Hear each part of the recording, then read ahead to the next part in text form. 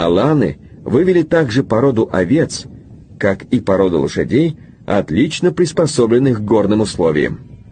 Эта порода овец успешно выживает и размножается в высокогорных условиях только с северо-западного Кавказа, то есть в ареале своего возникновения. Эти овцы такие же неприхотливые, как и лошади карачаевской породы.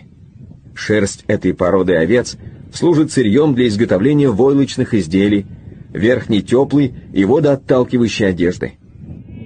Курдючное мясо карачаевских овец отличается высокими вкусовыми качествами и отсутствием холестерина. Эта баранина до сих пор остается излюбленным продуктом питания в горах.